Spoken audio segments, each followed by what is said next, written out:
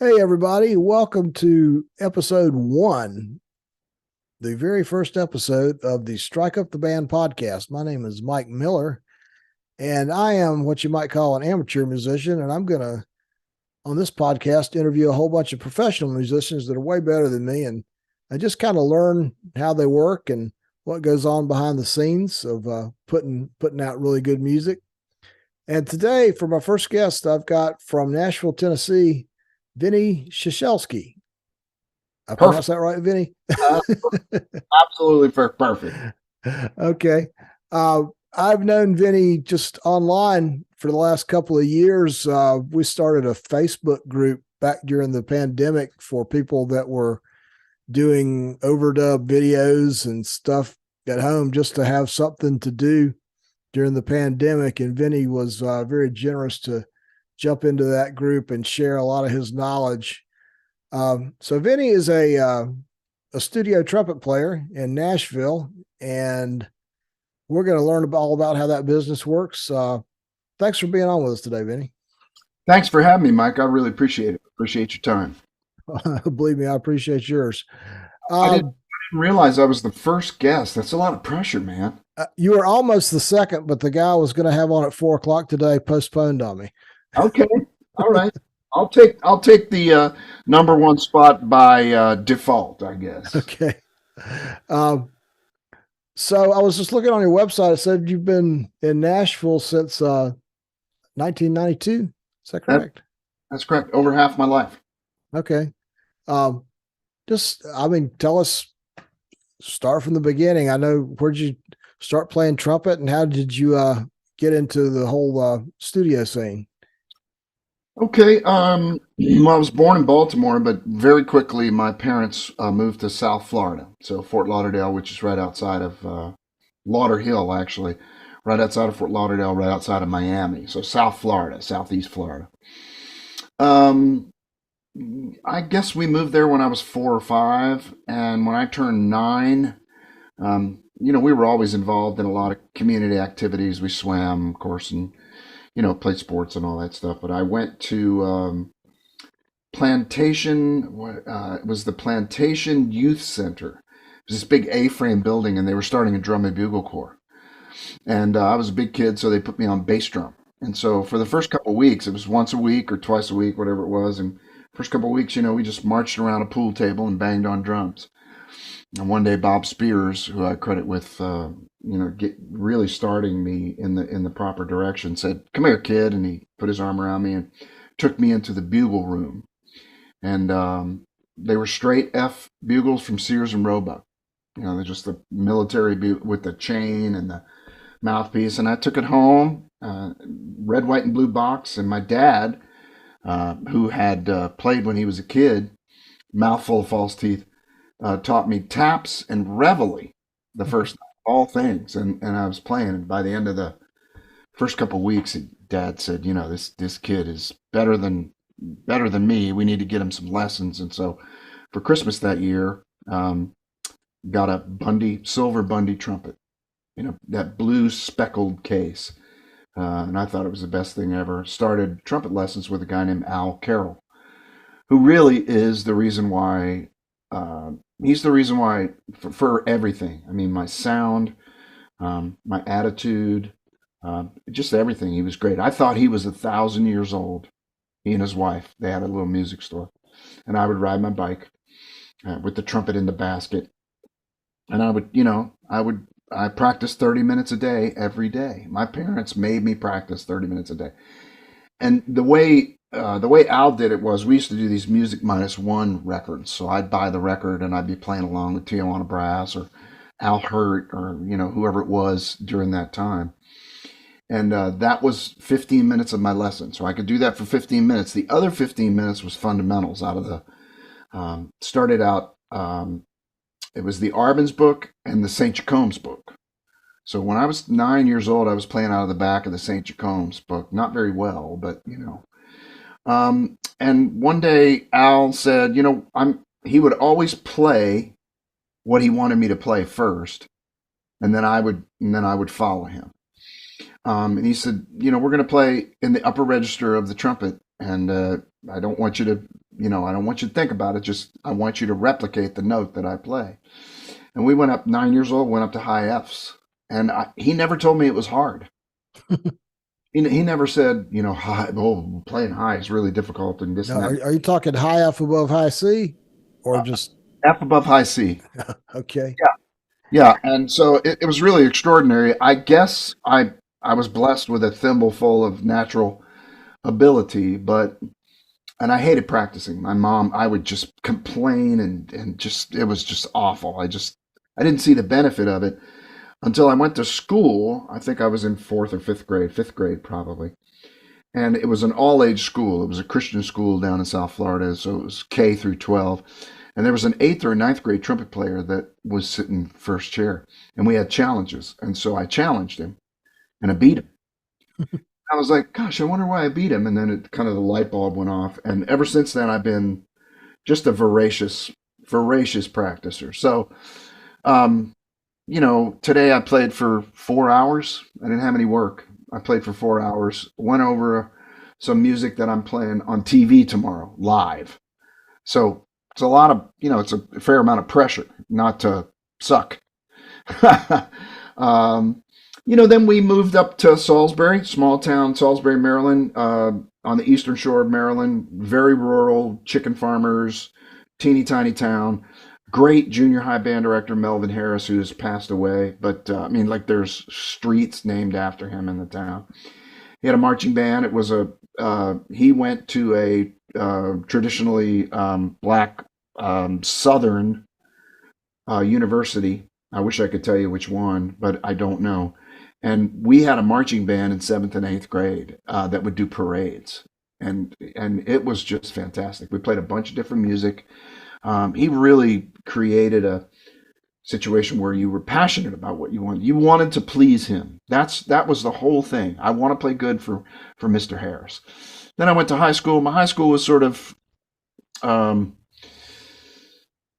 we had a great marching band, and we had a jazz ensemble for the first time, and I really had a good experience there. My band director was a clarinet player, so you can imagine what he would do with a trumpet player. He did a lot of this. You're too loud. Um, but then I went to Towson University and studied there under Hank Levy, who was a brilliant writer and arranger for Stan Kenton and Don Ellis, and then moved to Cincinnati for a year, played in a 13-piece house band. And that's where I figured out, really this is what I want to do. Moved back to Baltimore, started a band there for about 5 years, and then moved to Nashville.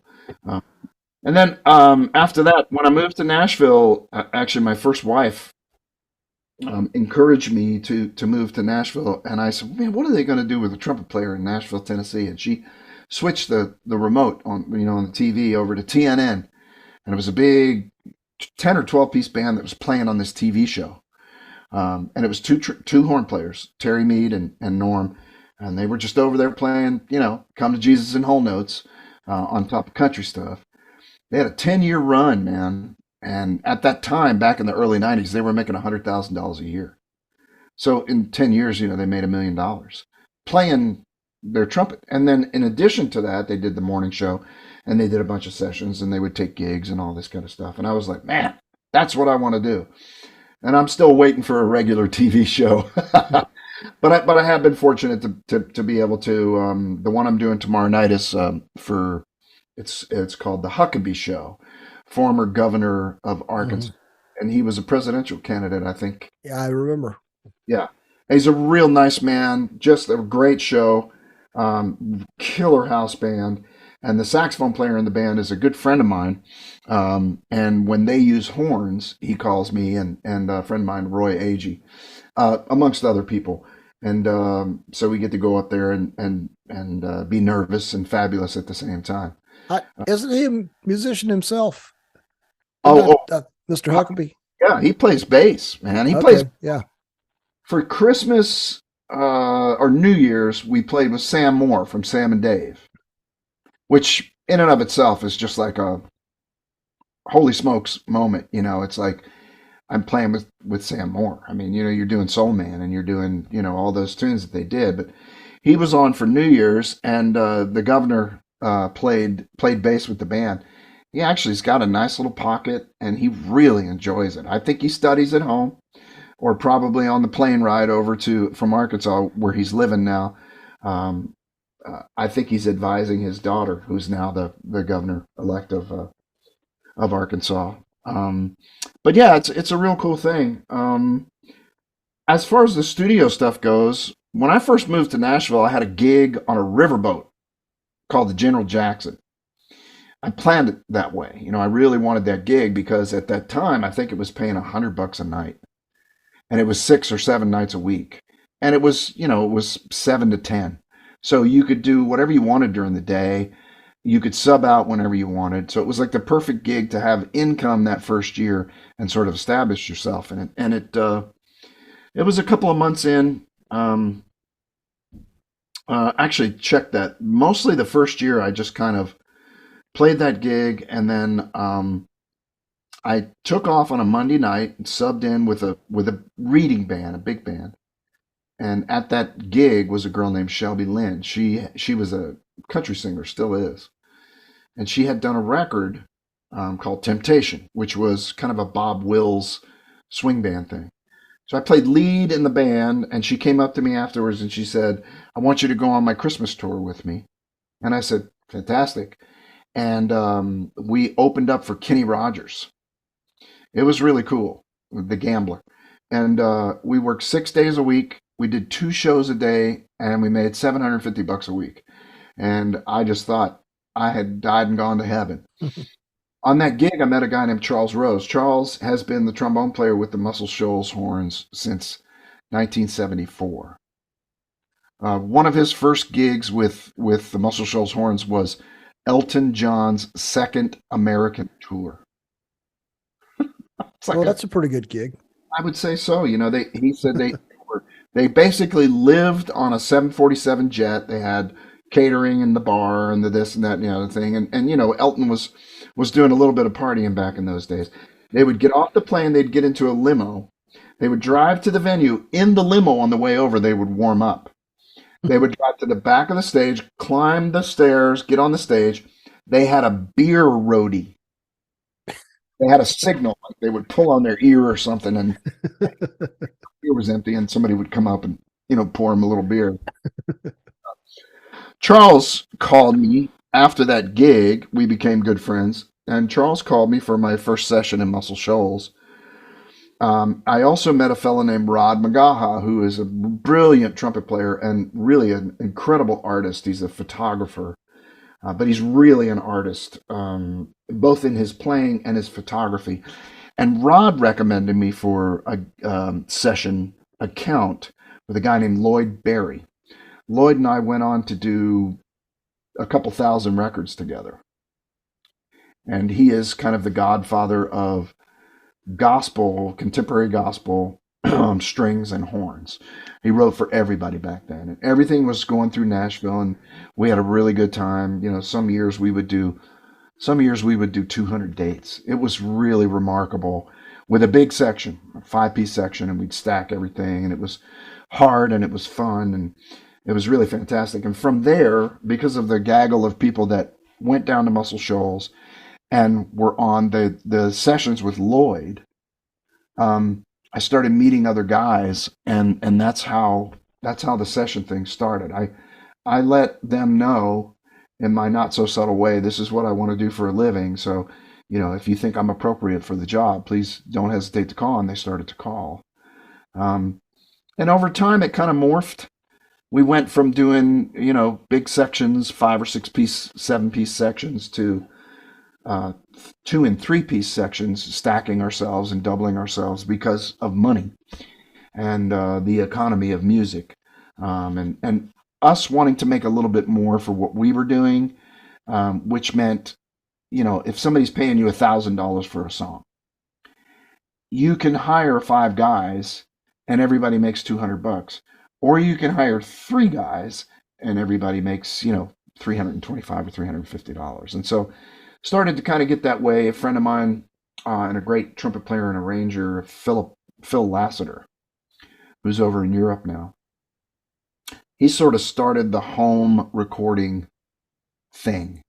Like we would be sitting in the studio with 6 guys, and we would hear this record, and we were like, "Who is this cat?" You know, and where's he recording? And well, he was recording in his bedroom at home, and then he would have a trombone player come over and cop the parts, and then he would have a saxophone player come over and cop the parts, and they were putting it together that way. It homogenized the music that we were making a little bit because that feedback that you get from sitting in a live section with regard to style and cutoffs and dynamics and how you're going to play this, it really translates live. Like if you're sitting right next to somebody and you say, "What do you think? We should cut that off? Should we play that note short?" And they can say yeah or no. Um, when you're in the studio by yourself stacking parts, you're just dependent on your own interpretation and your own musicality, which sometimes is good and sometimes doesn't work out as well. So that's basically how I got started. I've been fortunate to since 1992 to record on over 6,000 records here in Nashville. So it's been really nice. Yeah, I was just looking at your website. It looks like if if there's an artist that's recorded in Nashville, you've played with them. Well, That's I've been very fortunate, and I haven't done them all, but I'm still at it. So I still got a chance to cover everybody. But yeah, it's been a lot of really it's been a lot of fun, really a lot of fun. uh, so. With your current situation, do you do most of your work at your home studio, or do you still go to recording studios a good bit? It's kind of split down the middle. But really, what I wanted to do when Tyler and I, the saxophone player on Huckabee's show, he and I were on the road years ago, 6 or 7 years ago, with a girl named Martina McBride. I've heard of Um, her. yeah, country music artist. So it was a great gig for 2 years. She kept us on, and she paid great. The gigs were great. Band was great. Music was awesome. It was a really good gig. But as you can imagine, doing 90 or 100 dates a year for 2 years in a row, you start to miss. It's just weekends, but you'd leave on a Thursday, get back on a Sunday, and then you would have Monday, Tuesday, Wednesday, Thursday during the day to hang. My wife's working, so I don't get to spend as much time with her. At the end of it, he and I kind of looked at each other and said, "We want to start an at-home studio business." So we went about grabbing emails from studios, and we wound up with a list of 3,500 active studios. And we put together a demo video with real good audio of some stuff that we had done recently at our home studio. And man, we got a great response. And I've been built. Tyler, now that he's doing the TV show, he records some stuff at home, but he's not doing as many sessions anymore. His life has taken a little bit of a different direction, but um, I've been able to cultivate relationships with, my own over 100 producers. So if you think about this, if each producer wants one song a year, that's 100 songs a year. So you're starting to cobble out a little bit of a living. So I've lately, for like the last 6 months or so, I've been just recording brass. So I record a couple tracks of trumpet, a couple tracks of flugelhorn, and then I put some bass trumpet on there too. And it's a real full, fat sound, and the producers are real happy with it. But my favorite thing to do is to hire a saxophone player and a trombone player to come down and sit in the studio with me here and record the horn part. So I would say 60-40, 60% here, 40% at other studios. And I love being in the studio with other guys, but I also like being able to walk upstairs. Like my trip to work is a set of stairs. And I come up. This is the bonus room above the garage, 25 by 25, and I've done a extensive work. You can see over my right shoulder there, the sound panels on the wall that I built, and it's a great sounding room. Spent some money on microphones and different things, and it's really a nice, comfortable place to record. I got a little mini fridge up here. My wife keeps buying me things so that if I'm in the doghouse, I could just live here. Okay. Hey, why don't you tell us a little bit about your equipment there? I see one, two, three, four, five, six trumpets. Uh, These are two B flats right here. Um, they are medium large Bach valve sections. Both of them are from early Elkhart time. So before they moved, after they moved from Mount Vernon, and before they moved to the big factory. I like that era. One of them's a 30 something. I forget what the other one is. And what I've done is, and I can't take credit for this because Mike Haynes, who's a wonderful trumpet player here in town, and has been. If you've heard anything from mid '80s on, he was the guy that was playing trumpet. Just a brilliant musician, and he does a bunch of other things. He masters records, and he's just really awesome. He had the first um, Bach Blackburn hybrid in this area, and it's a magical horn, and they still call it the magic horn because it's still floating around. So medium large Bach valve cluster with a Blackburn lead pipe, 20 lead pipe, Blackburn tuning slide, and either a 213 or a 313 bell on those. This one back here is a Van Laar Orium Frejus flugelhorn, best horn of any kind that I've ever owned, and it's my forever, it's my ride or die. The Santa hat is covering a bass trumpet, rightfully so.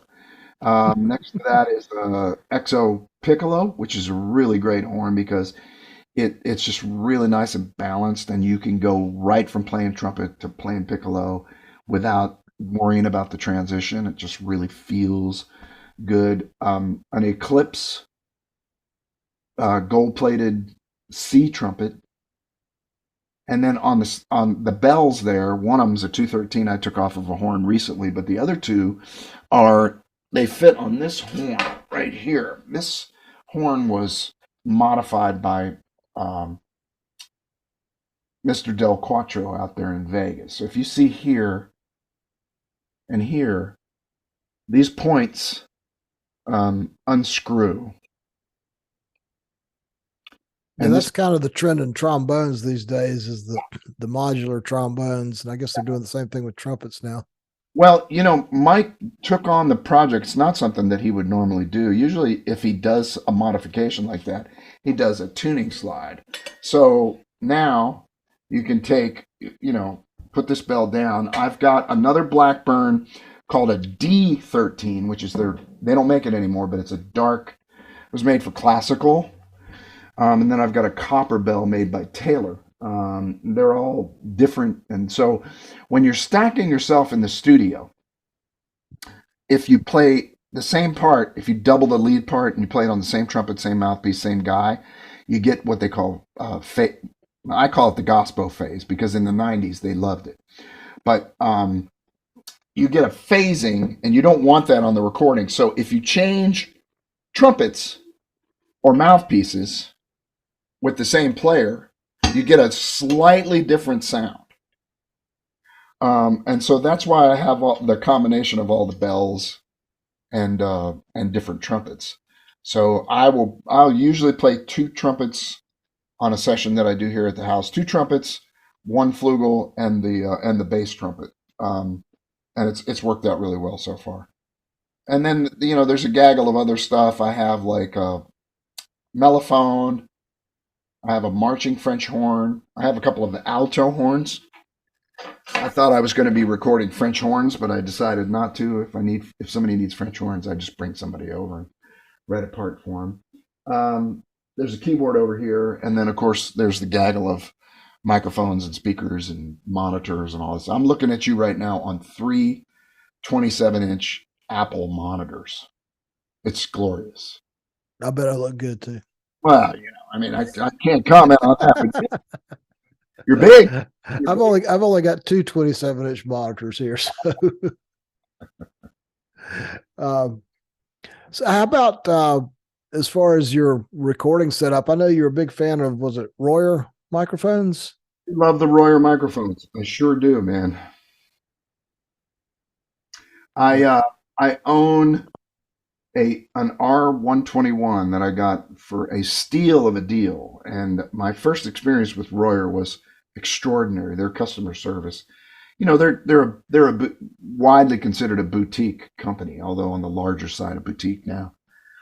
Um, the ribbon was bad, and I sent it back, and for 150 bucks, they cover shipping. They re-ribbon it. They gave me a new, beautiful cherry wood box and the sleeve, and sent it back, and it's a workhorse. It's a ribbon, so you got to be careful with it. I also love their 122, and I love the R10. And the reason why I love those so much is we recently did for Vinnie and the Hitmen, which is my band. We did a Christmas record and a couple of gigs in the fall. The band hasn't been around that long, but Royer, John Jennings over at Royer, who's the vice president, he's here in Nashville.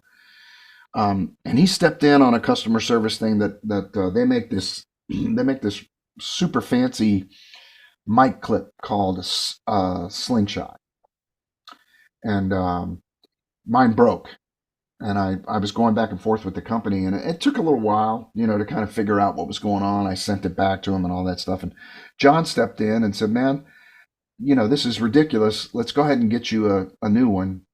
Let's just meet up. I'll give you one of mine, and I'll let them ship me another one." And I knew, you know, when the vice president of a company steps in like that, man, it's extraordinary.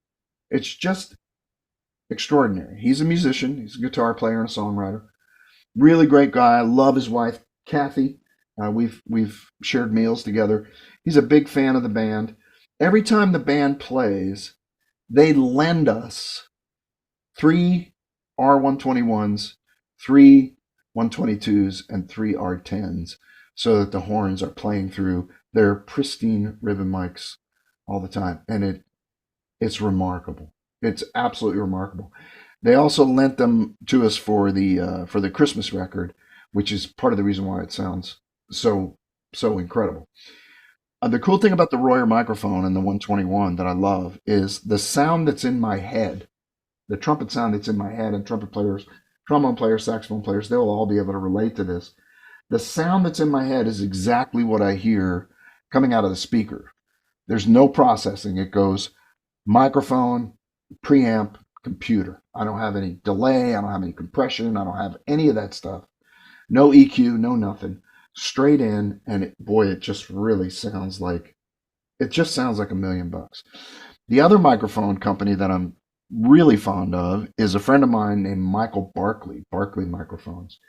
He's over in Northern Ireland. He's a trumpet player, multi-instrumentalist, actually plays all the brass. His wife is a singer and plays saxophone. So, and he's his dad. I know that he tinkered around in the shop with his dad. I'm not sure that his dad wasn't an engineer. And Michael has developed a ribbon microphone that is, I A-B'd it with my 121, and you can't tell the difference. The difference to the consumer is it's about half the price. And again, Michael's customer service is well on par with Royer. And so a lot of times what I'll do is I'll do a stereo pass with the Royer on the bottom and the Barkley on the top. And the mix of those two is just sterling. It's really, really great. And then I have a Warm Audio 412, which is a little preamp. I use a Universal Audio Apollo X4, little headphone amp, and it's a pretty simple setup.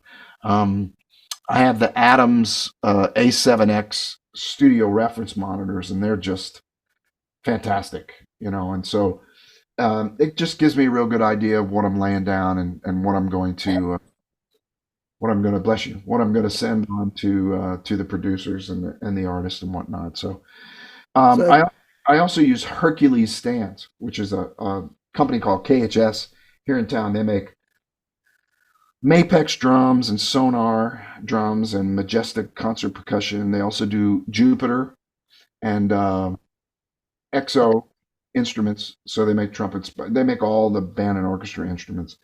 yeah, I'm familiar with those guys. Hercules is one of their companies, one of their divisions, and they're making some microphone stands that are they're really great. The music stands and the microphone stands are, I've changed everything in the studio over to them. I've sold everything else. They're really, really fantastic because they're super user friendly. really easy to manipulate. I mean, it's a push of a button to raise, the microphone up or down. You don't have to worry about unscrewing stuff and things getting too tight and all that kind of stuff. So really good product there. Yeah, that's basically it. Let me ask you about the process. Let's say I'm a record producer and I want to have some horns on my record. Uh, what's the process that you go through? Do they typically, I mean, just send you a part and you record it, or do they sometimes ask you to write a part, or I what all is involved there? 99% of the time I'm creating the part.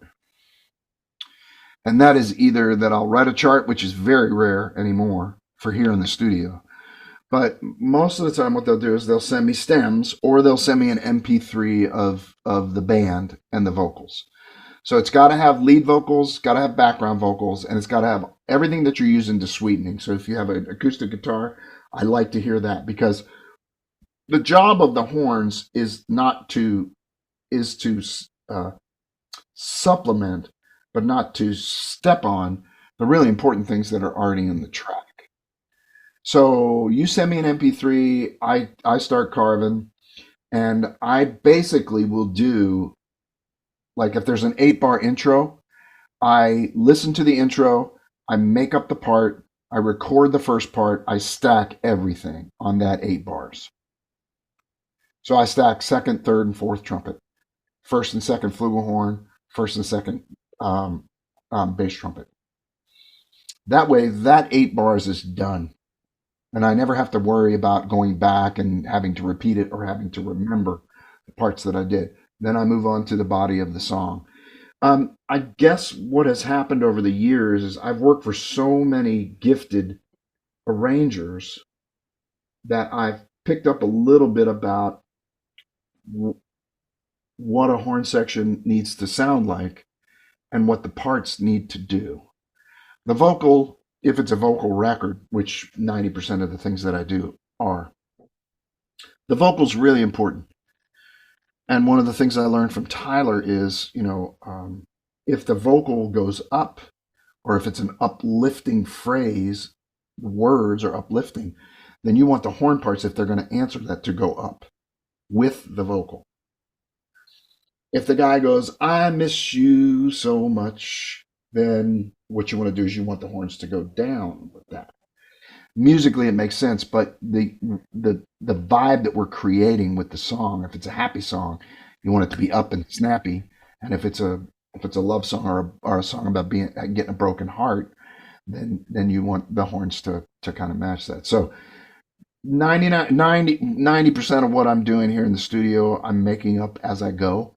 So everything you hear, if you hear any of those little blue screen things that I do, are parts that I've created and recorded and played myself. And so I guess you would send that back to the producer. And so do they sometimes come back and ask you to change anything?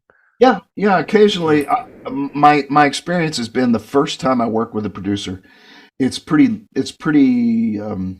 labor intensive as far as talking through. So, Mike, if you were sending me one for the first time, I would say, okay, what are you hearing? What's the vibe on the tune? What are your must-haves?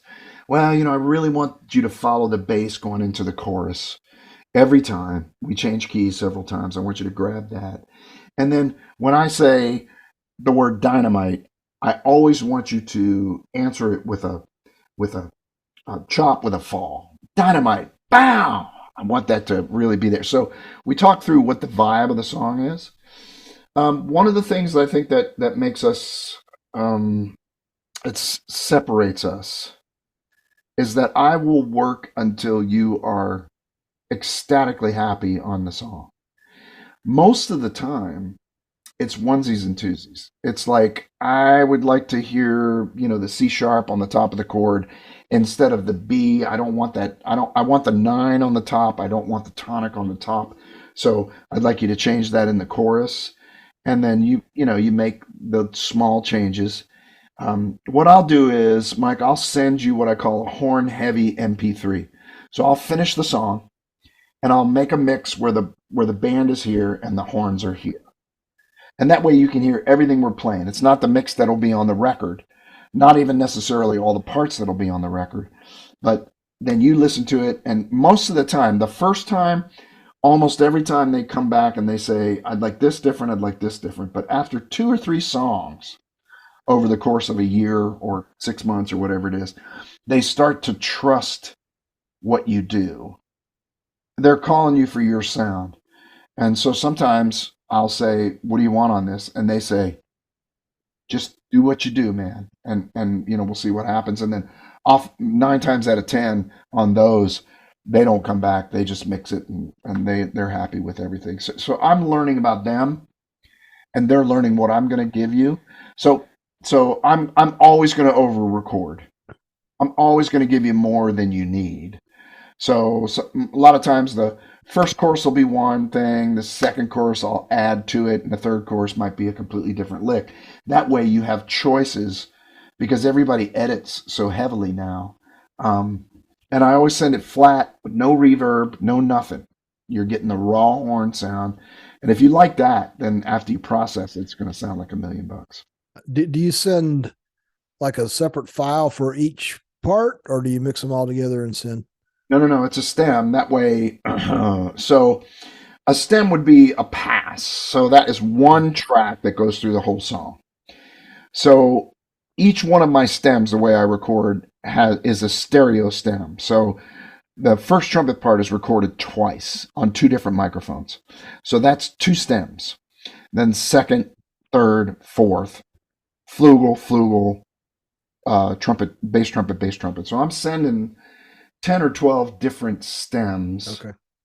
And then they can decide, like sometimes I'll put a high note somewhere and they don't want a high note. So they just duck the high note. And then sometimes in a later chorus, like I'll do the parts on the first chorus, and then the second chorus I'll add the octave above on the trumpet. They might want that in the first chorus, so they can pick that entire thing up and fly it back to the first chorus. So I try and give them a lot of options.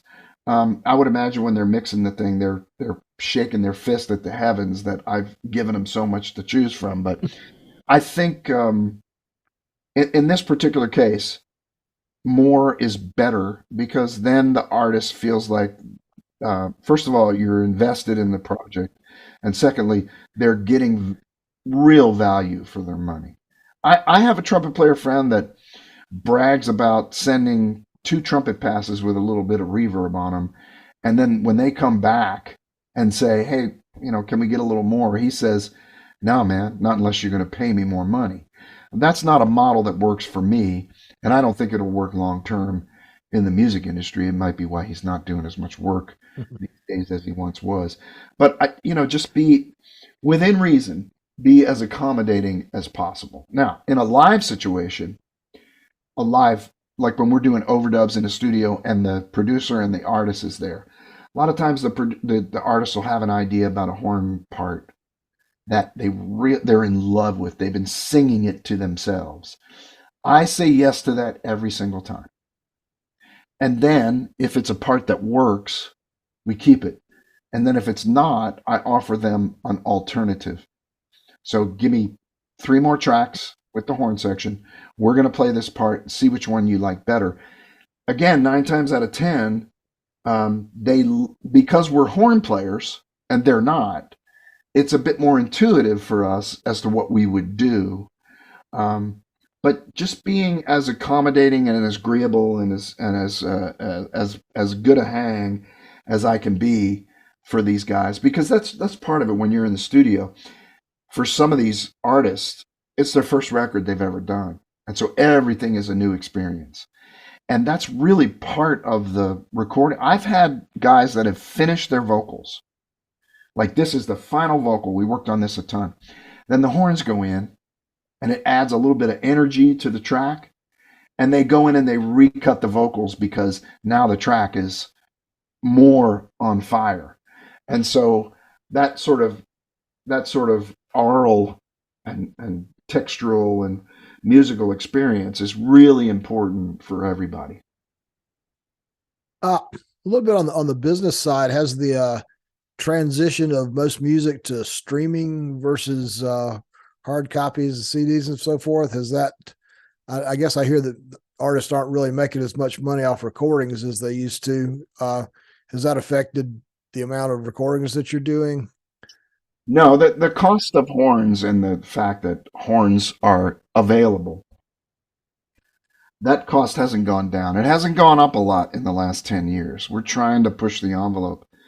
And we know when we get to the point where, if a guy comes back and he says, I got 6 songs, and I say, okay, we can get those down in a couple of days, and here's what I need. And if he starts to push back, then we're right at the edge of the budget. I try to get the artist and producer to tell me what they have in the budget, and then I kind of negotiate from there. Sometimes it's more than what I would ask for. So it's like being at a poker table. You just keep your mouth shut until you see what's going on, and then and things often work out. Often work out really nicely. Um, so I would say that it has not. I mean, I've been doing this for a long time, and I've got a lot of guys in my stable, so to speak. Um, I think last year we did, I don't know, somewhere between 100 and maybe 160 or 170 sessions here at the house. Wow. And then, and then the regular stuff in town. So, I mean, you stay pretty busy. The thing about it is it's always cyclical. It seems to all, I had a run a couple months ago where I did like 13 days in a row of recording here at the studio. Sometimes I limit myself to 1 song a day when it's all me by myself because I put so much into it. It's a couple hours, but it's just exhausting. Can be exhausting mentally and on your chops. If I'm playing a bunch of high Q flats, I want all those notes to be pristine and sound the best that they can. So if I'm tired, I just take a rest and do the rest the next day. But it was like 14 days in a row. And then I had 5 days off where I did nothing. So it's like feast or snack. You know what I mean? And so it's really interesting. But I think it has hit the artists and the songwriters and certainly the record company in the wallet hardest. Um, my experience with the Christmas record with Vinnie and the Hitmen, we did a public domain Christmas record. So we own all the publishing. And really, we did it this year, and we got it out this year. We sold a couple hundred records, but next year we're looking for some placements, and we're gonna print some limited edition CDs, limited edition vinyl. So next year's really the push. We're kind of ahead of the game, but the publishing game, the marketing game. I mean, there's all these companies that are saying we'll get you Spotify playlist, and we'll get you this, and we'll get you that, and it'll only cost you $5,000 a month. Man, I don't know anybody with that kind of bread. I think it's guerrilla. I think you do what you think, what works for you. Like when you're sitting in front of your computer and an ad pops up and you click on that ad, remember what attracted you to that ad and replicate it in your ad. You know what I'm saying? Like, because there's some things like spammy emails. I hate those things, man. Just garbage. I unsubscribe. But if something pops up on Facebook, like like a razor, like I need today, my apologies. But it's interesting how just the whole model has changed, man. I mean, I know a guy that co-wrote 5 O'Clock Somewhere. You remember that song? Oh It was yeah. Yeah. Alan Jimmy Jackson. Buffett. Yeah, Alan Jackson and Jimmy Buffett. This guy was one of 3 writers on that song. And I don't know the exact figure, but I know that his first of 6 checks, and he's still getting checks, was 6 figures. I mean, he made $1 million on that song, and he was one of 3 writers. And that's back in the 90s, early 2000s. The thing that happened here in Nashville is that all of the record company officials, when people came in and said, hey, man, this Napster thing kind of makes sense. We think this is the wave of the future. And they sat back, and smoking their cigars. I can just envision them going, music will never die. CDs will last forever and all that kind of stuff. And now none of them are presidents of the record companies anymore. You know what I'm saying? So short answer is if an artist wants horns, it still costs them the same amount of money. if not a little bit more. What they do with it after that is really their issue. I'll help in any way I can. When the record hits, I always, if you look at my music page, there's more stuff about other people than there is about my own career because I believe in these guys and I want people. And like, so if I send you the link to the Christmas record and you buy a record for $12 and then you share the link and one other person buys a record, that's one of those things that kind of snowballs, you know what I mean? If you like the product enough and you take the time to share it and one other person says, "Yeah, I'll give this a shot," and then they like it, and that's it's really a grassroots kind of, man, I don't know if I had the answer to, the woes of the record industry, you and I would be doing this interview on a tropical island that I owned. Oh, yeah. So, Well, I know even, I got a new car 2 years ago and it didn't have a CD player in it. And, you yeah, buy a computer, it doesn't even have a CD player in it anymore. So about the only CD player I've got is my one of my stereos sitting over here. it's So amazing. Somebody, a really good friend of mine for a long time. I've known him since the '80s. Uh, he doesn't own a computer. He goes to the library and gets on the internet, and that's how he answers his email. But he also doesn't own a cell phone. And he said to me, "Vinny, I want to buy 10 copies of your record." I said, "Fantastic." He said, "How much are the CDs?" I said, "It's a digital download only." He said, "Well, are you ever going to make CDs?" I said, "Yeah, yeah, next year." He said, "I guess I'm waiting until next year." So there are still people out there. I mean, he's about 1,000 years old. There are still people out there that listen to CDs, and vinyl's making a huge comeback. But I, I'm not. Go ahead. excuse me. Well, I was just say I actually went out and bought myself a new turntable a while back, which I hadn't even owned one in 20 something years. We're gonna do a very limited run on the vinyl. They're gonna be signed copies, and we're gonna charge, 40 or $50 for them. And so it'll be a collector's item. But I'm not putting the money into that physical product because so the demographic, I know I'm off on a tangent here with Vinny and the Hitman, but the demographic of the band is the students. We started the band so that we could emphasize the importance of commercial music to these students that are coming out of school. Because, a lot of the guys that I meet here in Nashville, they want to play jazz. And I think that's fantastic. I love jazz. I'm a huge fan.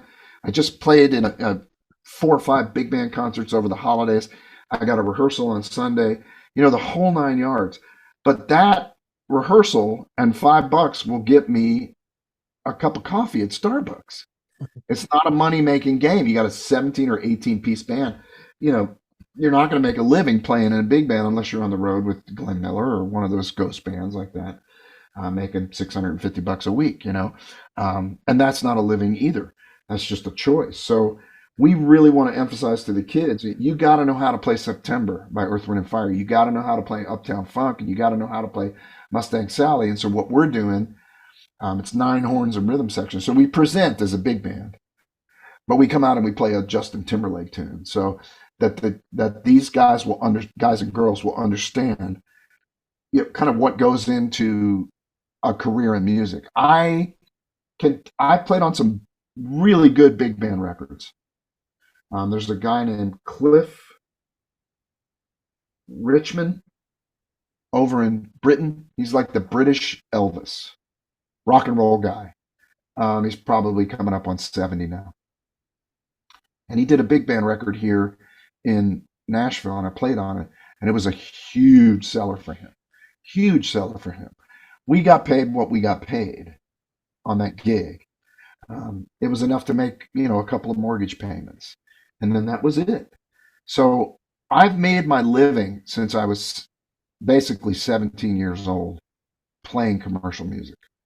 And I think it's super important for people to understand that. Now, the model for artists now is merchandise, selling their own records, owning their own publishing so they get all the money, and not giving it away to a record company. If you sign up with Warner Brothers, you're going to sell them. You might sell 1 million records, but you're not going to make a ton of money because of the way the deals are structured, because they're not making any money on publishing. They're not making any money doing, distributing. So they're going to be taking the money that you're making and putting it in their pocket because you signed with them. So I'm like, be an independent artist, market your own stuff, and keep all your money because it's so difficult to come by. Yeah, what's your take on the? It seems like people used to try to get famous by writing songs and going out and playing gigs, and now everybody wants to be a TV star, American Idol, and so forth. I, We are fans. We are fans of the show. It's such a limited number of people that get to go on there, and they wind up, they wind up with some really good artists on there. But the whole social media has really changed everything forever. Somebody can do a 15, 20-second, 30-second TikTok video and absolutely blow up and have 1 million followers overnight. It's staggering. A guy I work for here in town, his name is, oh my gosh, what's his name? He's a country guy, he's young. I'll think of it, Cooper Allen. And he did this song not too long ago. It was produced by a friend of mine, called The Refrigerator Song. And it's a story about how he was tasked with cleaning up. And he started with the fridge and he found some beers in the fridge. And so he drank them. And when he ran out of beers in the fridge, he went out to the garage and he looked in the Yeti, mentioning the word Yeti, and finished all those and basically didn't get anything done. It's a cute song. It starts out with these really interesting keyboard trumpets. And so when he does it live for big stuff, he wound up calling me. I take a friend of mine and we play one song and we get out of there. But that guy's got 7.5 million followers on Instagram. And so when he posts something, if he says, I want you to go out and buy Budweiser because it's a good American lager, then Budweiser can actually see a tick in their sales. It's amazing. The kid is real talented. He's tall. He's a good looking kid. He's a great singer. And he's a really interesting songwriter. I mean, is he more talented than anybody else out there? I don't think so. Is he better looking? Does he write better songs? I don't think so. It's just he found his niche. He found his niche, and it's amazing what he can do. So there's no going back. If you don't like what you're doing now with the podcast, if you don't embrace the social media stuff on some level, if you want to be an artist or if you want to move your product, then you're standing on the dock and the ship is already out of the harbor. So, figuring out a new way to appeal to people because everybody's so barraged and so overstimulated all the time, finding that niche, that's what Cooper did. Cooper hits a nerve, a good nerve, with his demographic, whether it's young girls thinking that he's cute, whether it's 20 somethings thinking his songs are funny, whether it's frat boys going, yeah, man, I drank all that beer in that refrigerator too. Hell yeah. Something like that. I don't know, man. It's interesting. Again, I think the concerts, I think the social media begats the music, begats the concerts, and then that comes back around to social media. That's what we're going to do with Vinnie and the Hitmen. We're going to grow it slow. We're going to grow it organically. And we're going to start doing these high school and college jazz festivals where we go and present to remind the kids and the students and the professors that there is merit in commercial music. And if you don't embrace it, you may not like Lizzo, right? Do you know who she is? I be honest, I'd never heard of her until that flute thing a few months ago where it went over, Right. I saw that and I'd never heard of her, but now I can say I've heard of her. She's got it. She's got an incredible catalog. So you may not like Lizzo, but I will say this, and maybe not you. You're not exactly the demographic, but a lot of the guys that I see, a lot of the jazz guys that I see, like when the Grammys come along, they're always complaining about the quality of music on the Grammys. And then they say, well, so and so won for large jazz ensemble, and that's fantastic. Well, you can't qualify it like that. A Grammy is a Grammy, right? The Grammy for the best rap album actually holds more weight in society than the Grammy for the large jazz ensemble, right? So Lizzo, you may not favor her. You may not like the way she plays. I'll tell you what she's doing. She's making it cool to play flute. And that's good for I'll say that I admire anybody that gets out there and does music. I don't care what kind of music they're doing. that's good for So more power to her. that's good for band nerds. And I guarantee the hardest core jazz cat in the world, tenor player, all he does is play bebop. Lizzo calls him up and says, I'll give you $1,000 a day to play with me. We're doing 40 weeks, 2 years. So $7,000 a week times four, that's 7, 14, 28, $280,000 a year. So in 2 years, you make $500,000 playing for Lizzo. Do you think that guy takes that gig? Oh yeah. In a New York minute. So it's hard to take anybody seriously that busts on her, because if she called, and it's the same way with the Grammys. So most of the guys that I see, most of the people that I see complaining about the Grammys are the ones that have never been nominated and never won, never been a part of a Grammy winning record. But if they did, their opinion of that event would change enormously. I promise you they'd be on Facebook going, I don't know how it happened, but a record I played on got nominated for a Grammy. If you're a Grammy voter, man, please vote for me, and everything changes. So it's interesting, man. So the college professors that are really, really hardcore classical or really, really hardcore jazz that don't acknowledge the fact that commercial music is what is driving the music industry these days. Nashville Symphony is a great example. They are a Grammy-winning, world-class organization. New principal trumpet player, William Leathers, the best trumpet player of a generation. This guy is going to go down in history as being the best trumpet player of our generation, period.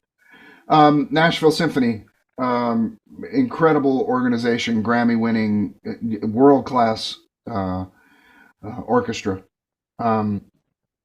They're for a long time, man, like 60 or 70% of the payroll was coming from ticket sales, which is really high for a symphony orchestra. But the thing that really, really pays the bills, man, is when Chris Bodie comes in and plays for 2 nights. It's sold out every stinking time. Or, any pop artist or any of the stuff that's on the pops side of things, they have to do that to pay the bills, so that people then can come comfortably to the classical series and listen to that. And some of those people cross over, but I think it's important to acknowledge that commercial music has merit, and that it's really important to emphasize that with regard to education. Yeah, I was going to ask you: is there much crossover between like the symphony guys and the studio guys? Do the symphony guys get asked to play in the studio and vice versa much? Yeah. They're doing a bunch of movie stuff here in town, so they've done some movie and TV stuff, and a lot of times those are mostly, but kind of quasi, I call it commercial classical, where it's a lot of hung out stuff and you have to be super accurate and be able to play. And they record a 60-piece orchestra simultaneously. So it's a lot of pressure. Yeah. And, Steve Patrick, who's a good friend, great trumpet player here in town. I've known Steve, well, he's been here almost as long as I have. We've done a bunch of sessions together. He's a really gifted, really, really gifted technical trumpet player, and he crosses over really nicely. So he'll play lead during the day on a big band session or on a pop session, and then at night he'll go and do the pops stuff with the symphony. William has started to get called for some sessions because he's a great all-around player. So yeah, when Jeff Bailey was the principal guy, he would be going in there at night playing everything on E flat, and then he would be doing 2 sessions a day, 2 or 3 days a week. simultaneous to running congruent with his symphony gig. So yeah, those guys get called a lot. The principal flautist, the principal clarinetist, all those people get called because they're so good at what they do. And Nashville's orchestra actually swings pretty hard, which is funny to say, but because they do so much recording, they're required to play that style. And they're a perfect example of what I was talking about before. Classical music is the most important foundation that we all have to study to get our chops together. But those skills can translate into jazz, and those skills can translate into commercial music too. So a good all around, well rounded musician is going to make a solid living playing their instrument. Thanks for taking an hour of your time to talk to me tonight. It's been really interesting. Uh, it's been great to learn about your job and how all this stuff works, and really appreciate your time. Yes, sir. My pleasure. Thank you for having me. And if I may, um, Vinnie and the Hitman on Facebook and Instagram, and on my website, there's a page for it. We've got music available, and it's a great little band. It's a lot of fun when you listen to the tunes. You'll hear kind of where we're coming from. And And your high website school is trumpetvinny.com. Vinnie.com. Yeah, absolutely. Also, Trumpet Vinnie on Facebook for me or Instagram for me. Okay. Thanks so much. Thanks, Mike. Take it Okay. easy.